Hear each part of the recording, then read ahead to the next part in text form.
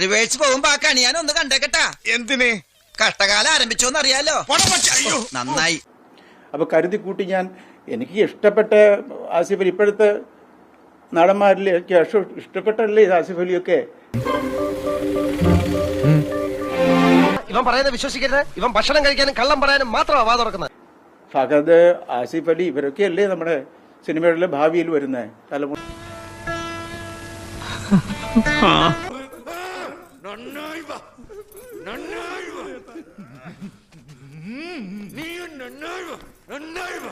ഒരിക്കലും എന്റെ ജീവിതത്തിൽ ആരെയും ഞാൻ അപമാനിച്ചിട്ടില്ല. അറിയാം, നിങ്ങൾ പെട്ടുപോയതാണ്. ഇനി തടി ഊരണം. എങ്ങനെയുണ്ട് സംഗതി? ഒത്തോ ഒരുപാട് ഓവറാക്കണ്ട. എന്റെ ജീവിതത്തിൽ ആരെയും ഞാൻ അപമാനിച്ചിട്ടില്ല, അപമാനിക്കാനുള്ള ഉദ്ദേശമില്ല, ഒരിക്കലും അപമാനിക്കില്ല. നിങ്ങൾ വെറും മാന്യനല്ല, ലോകമാന്യനാണ്, ലോകമാന്യ തിലകൻ. Flash back.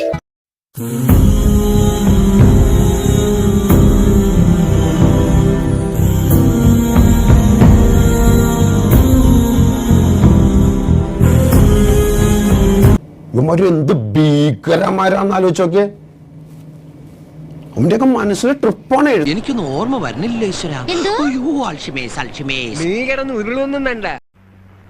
നാണം കെട്ടവൻ ഇങ്ങോട്ട് വരട്ട, ഇങ്ങോട്ട് വരട്ട. കാര്യം ഒരു ഡിസ്ക്രിമിനേഷനും കാണിക്കാത്ത ഒരാളാണ് ഒരാളെടുത്തും ഞാൻ. ഇനി എനിക്ക് സംസാരിക്കാൻ താല്പര്യമില്ല. ആസിഫ് അലി വരുന്നു, ആസിഫ് അലി ഞാൻ വാങ്ങിച്ചു. എന്നിട്ടോ ഞാൻ ജയരാജനും കൂടെ ഇങ്ങോട്ട് വിളിക്കുക. അതെന്താ ആസിഫ് അലി ഒറ്റക്ക് തന്നാല് ആ മൊമെന്റങ്ങളെ പിടിച്ച് കടിക്കുവോ?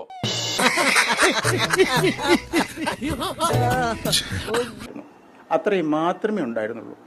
ഓ, അത്രയേ ഉള്ളൂ. ഓ, ആസിഫിന്റെ അടുത്ത് മൊമെന്റോ വാങ്ങിച്ചല്ലോ, പിന്നെന്താ വേണ്ടേ? പണ്ഡിറ്റ്ജി വാങ്ങിച്ചെന്നെ വലിയ കാര്യം. എല്ലാരും കൈ കോപ്പി നിന്ന് തൊഴുക.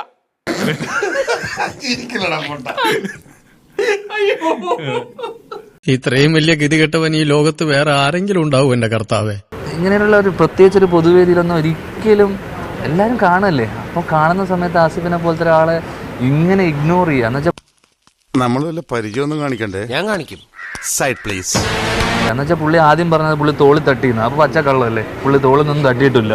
പിന്നെ കുറച്ച് കഴിഞ്ഞ് വാർത്തയൊക്കെ കഴിഞ്ഞ് രാത്രി ആയപ്പോഴേക്ക് പുള്ളി മനസ്സിലായത് പണി വളയെന്ന് മനസ്സിലാക്കി പുള്ളി പറഞ്ഞു അത് സോറി എന്ന് പറഞ്ഞു. അപ്പൊ ഇപ്പൊ സോറി ഒന്നും പറഞ്ഞിട്ട് ഒരു കാര്യമില്ല.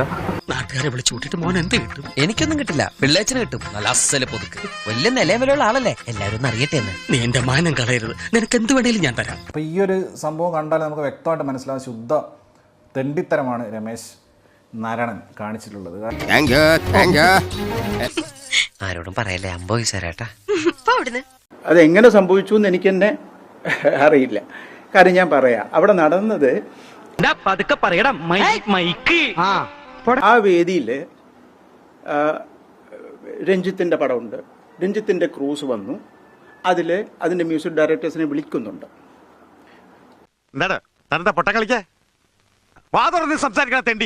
എന്നെ വിളിച്ചില്ലല്ലോ എന്നൊരു അപ്സെറ്റായി. പക്ഷെ ഓക്കെ, നോ പ്രോബ്ലം. അപ്പം ഞാൻ അത് കഴിഞ്ഞ് ഞാൻ ബേസിസ് ഓക്കെ സാരമില്ല എന്ന് പറഞ്ഞ് ഞാൻ അയാൾ എന്താ പറയുന്നേ? എനിക്കറിയാം എന്തോ കാര്യമായിട്ട് പറയുന്നു. നിനക്കല്ലേ കേൾക്കാൻ പറ്റണ? കോമ്പയർ പറയുന്നുണ്ട്. എൻ്റെ പേര് എന്തൊക്കെയോ വേറെ ഒരു പേര് മാറ്റിയാണ് വിളിക്കുന്നത്. സന്തോഷ് നാരായണൻ്റെ വിളിക്കുന്നത് എൻ്റെ പേര്. കണ്ണീര് തുടച്ചിട്ട് പറ, കുറച്ചുകൂടി വിശ്വസിക്കാൻ തോന്നുന്നല്ലേ. വയസ്സുകാലത്ത് ഓരോരുത്തന്മാരുടെ ഓരോ പൂതികളെ. എനിക്കതല്ല, തലക്കോളം കിറക്കഞ്ഞ മനുഷ്യന്മാർ ഇങ്ങനെ കാണിച്ചു വിട്ടു. ആസിഫിന്റെ കയ്യിൽ നിന്ന് വാങ്ങിച്ചോ മൊമെന്റോ എന്റെ കയ്യിലിരിക്കുക.